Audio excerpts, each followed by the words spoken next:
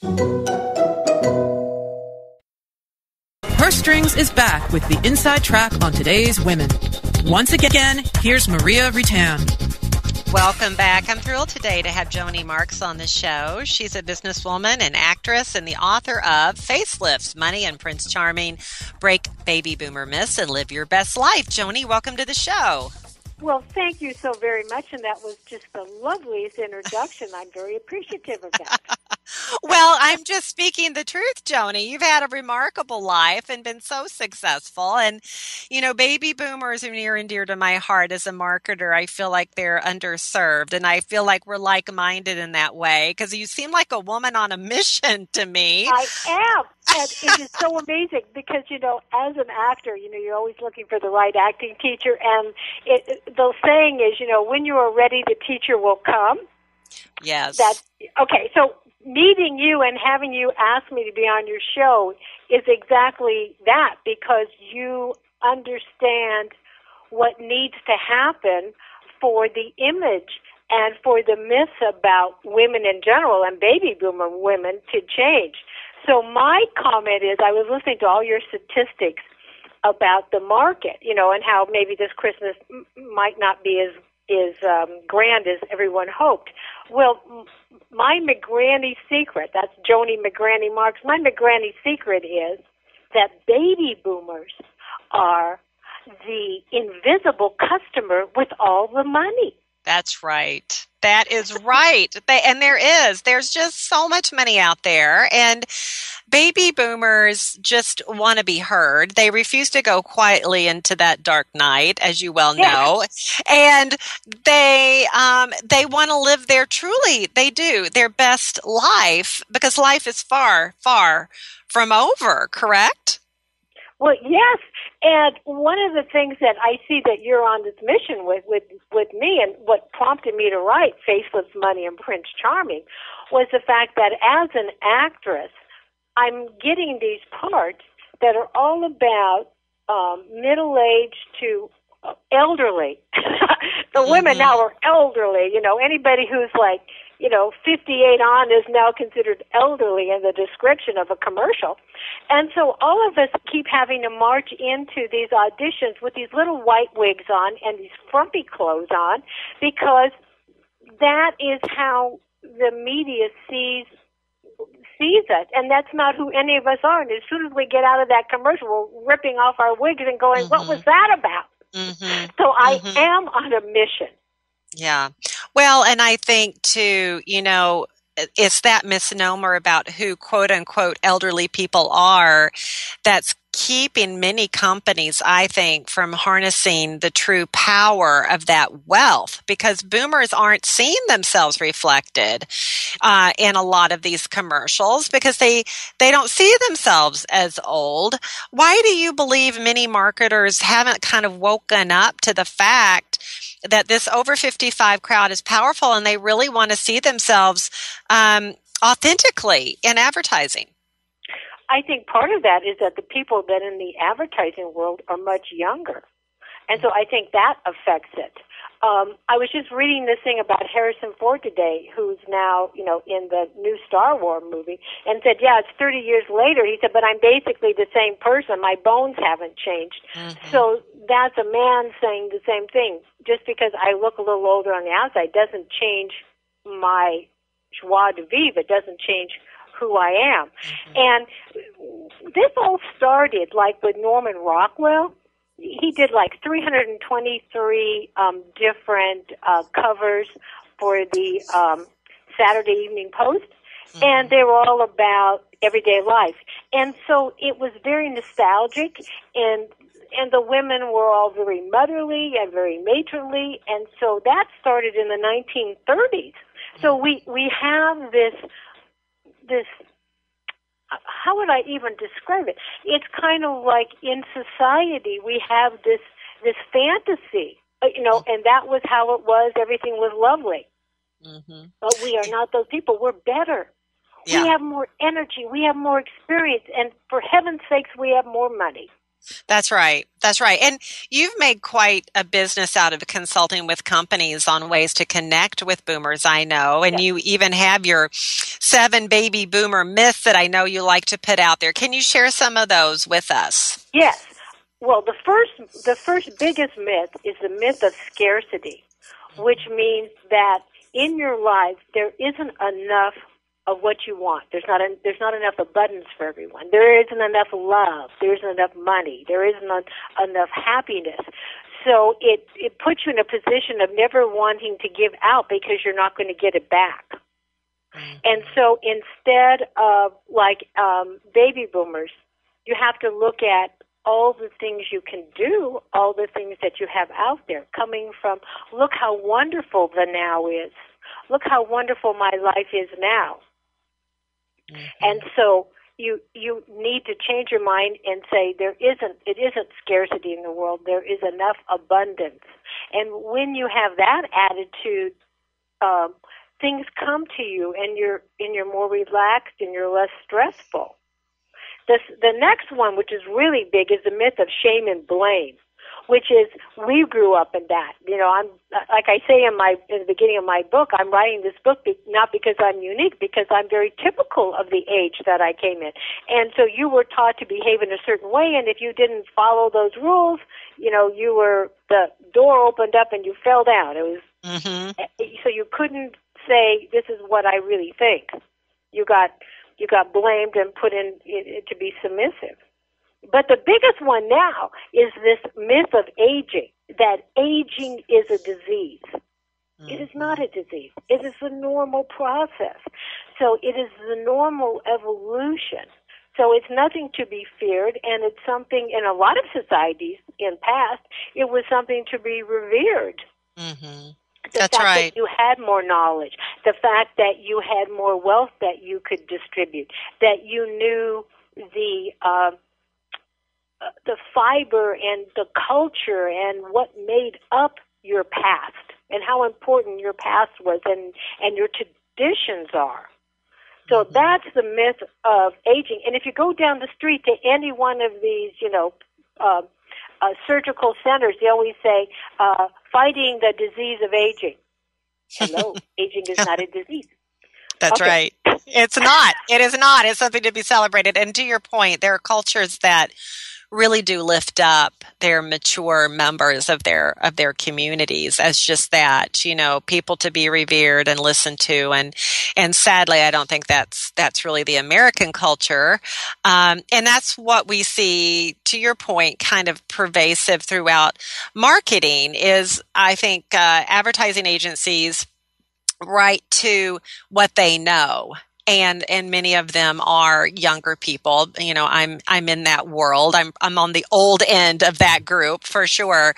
But yeah, they have a hard time, I think, really understanding that mindset. And they tend to hearken back to misperceptions of that iconic grandmother, if you will. And speaking of grandmoms, women are still outliving men on average of 7 years. And that's why I talk about baby boomer women, because the potential there is much bigger even than baby boomer men, just because there are more women aging greater because, their health is good and they're outliving men. So a lot of companies have ignored women in this age group especially. I'm just curious from your point of view, are there companies out there that you think do get baby boomer women? And if so, which ones and how good are they at articulating that they get it? I think there's one segment that's just now starting to get it, and that's the financial institutions, the investment companies.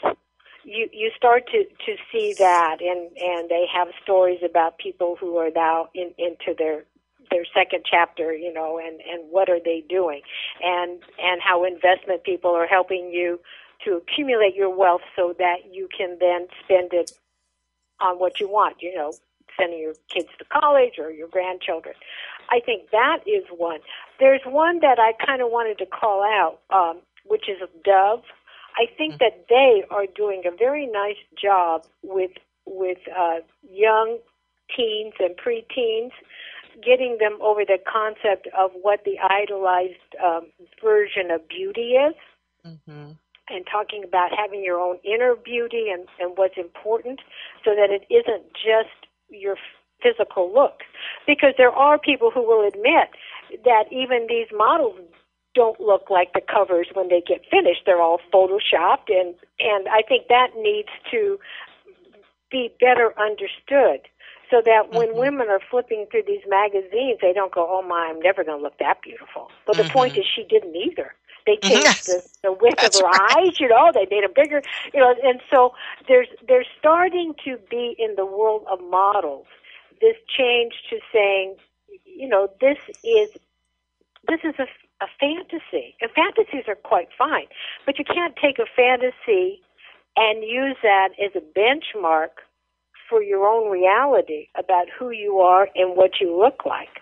So one of the the myth of self-worth is another big one of mine, which is you can't always be out there to please other people. Your self-worth cannot be wrapped up in if you please someone else. So you need to learn to be more concerned about appreciating yourself and pleasing yourself, and that is honest as you become within yourself, and that will shine through, and so that will lend some reality to the world that we live in, the magazines we see, the movies we see, the television shows we see. There's very few baby boomer or even people your age in those, in these shows. And so your job and my job is to say, world, this is not what the world is made of. We have $2.1 trillion of disposable income. This is the money that we can go out and spend. We can spend it on the brands that we love. So brands should court us because money is sexy.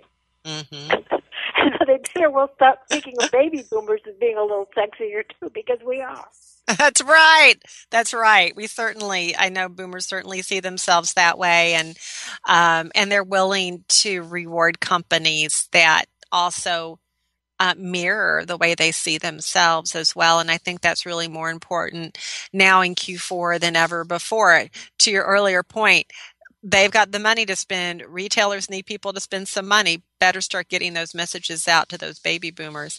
We're going to take a quick break, Joanie. When we come back, we're going to talk specifically about the holidays and boomers, not necessarily from a retail perspective, but more from a personal perspective of baby boomers and how they may be feeling about those holidays. So, Joanie, sit tight. We're going to take a quick break, and everyone stick around. We're going to talk to Joanie when we come back on the backside.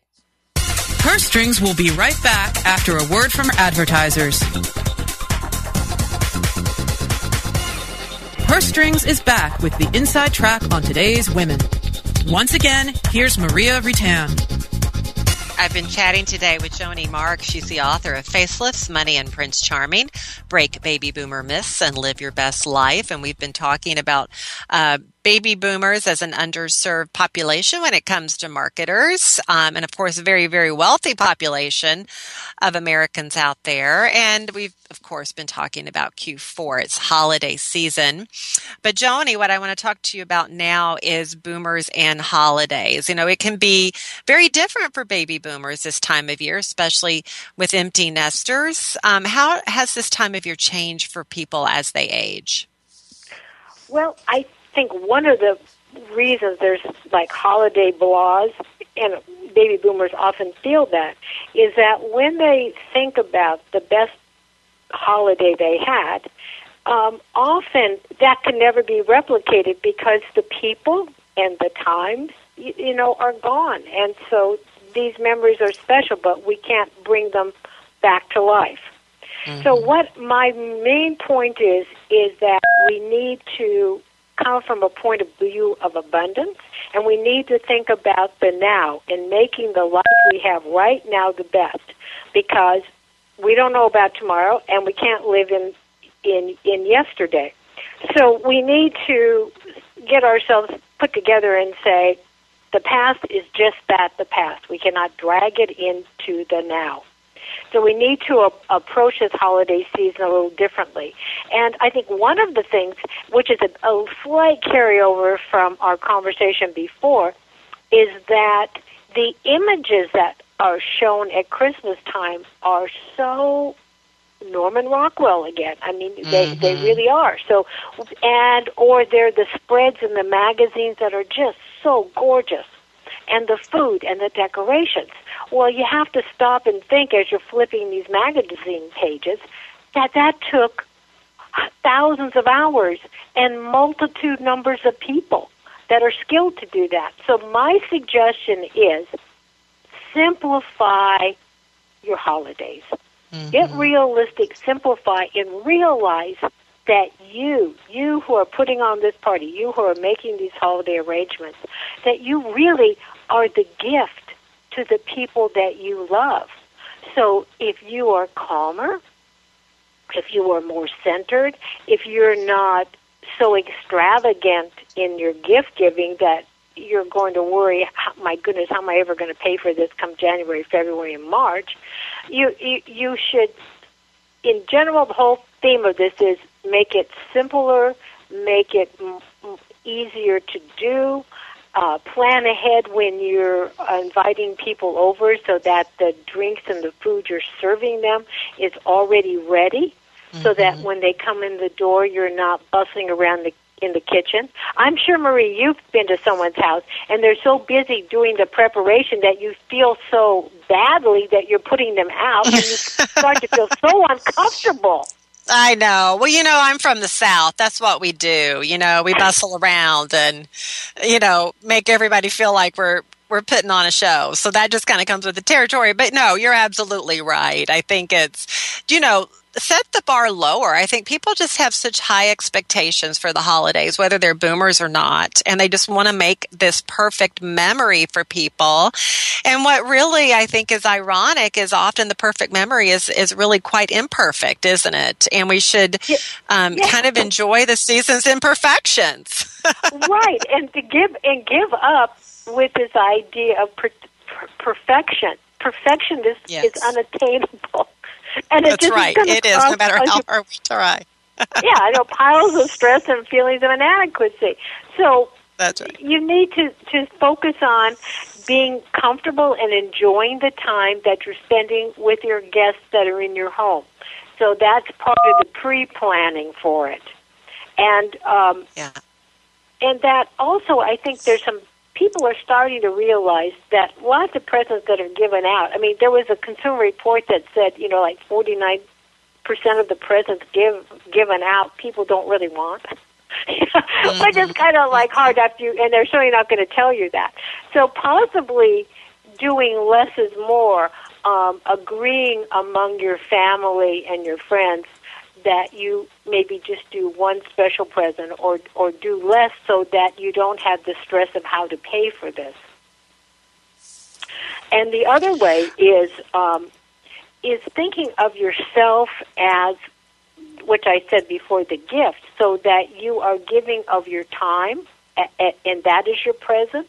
Maybe if you have children, you want to babysit for them so they can get out of the house, and go shopping or go on a little, day trip. Or your next door neighbor who has a dog and, they want to go shopping but they don't want to be gone all day, and maybe you volunteer to go over and, feed the dog, put the food out for the dog. Or you go to a charity and volunteer your time, or to a food bank. These are things that are going to make you feel special inside, because you see that you have the ability to bring joy and happiness to other people. And this does not have a price tag attached to it. Joanie, that's so true. And I think that's great advice for people, whether they're baby boomers or they're millennials. That gift of time, whether with family, friends, or virtual strangers, is really part of the reason for the season. And I think culturally we've kind of gotten away from that. So I so appreciate you reminding us of that, no matter what your age, that giving your gift of time, again, has no price tag, and yet it's really quite priceless. So as you look at 2016, Joanie, what are you most excited about next year? I'm excited about meeting you, and hopefully, seriously, because you are speaking my language, and you have the capability of helping make these changes. Aww. I mean, that's sort of where this book came from. I was around a lunch table with my college roommate, and who's a widow, and I said, well, how are things going? And she said, are you meeting anybody? What's your new life like? And she said, well, that's where the title came from. She said, well, I haven't had a facelift, and and I don't have money to buy some guy, so there's never going to be a Prince Charming in my life. And you said, that's a myth. That's a myth. Yes, and I said, this can't be. This is the woman this is my, college sorority sister. This cannot be the way things are going to be. That's right. I cannot be going to one more audition and they keep asking me, can I be more feeble? No. No, I cannot. Thank you very much. And I don't want to be. I just love it, Joanie. Thank you for being a warrior out there for baby boomers in general, specifically, but then the rest of us women in general. And it's just been a pleasure having you on the show today to spread a little bit of knowledge about the authenticity of baby boomers and what baby boomers really want out of life and how they want to be seen up there on the big and little screen. So thank you for all that you're doing. And I really do encourage everyone to go to joaniemarx.com to learn more about you and, of course, the book and track what you're doing. They can buy it on Amazon.com. That's right. Go buy it on Amazon.com like everything else is holiday season, right, Joanie? Oh, well, it's been a pleasure. Thank you so much for being on the show today, and good luck. My pleasure. Bye now. If you're watching this video, you already know the importance of creating a memorable event. So get more than just another speaker. Book Joanie Marx as your next speaker today. Your audience will thank you for it.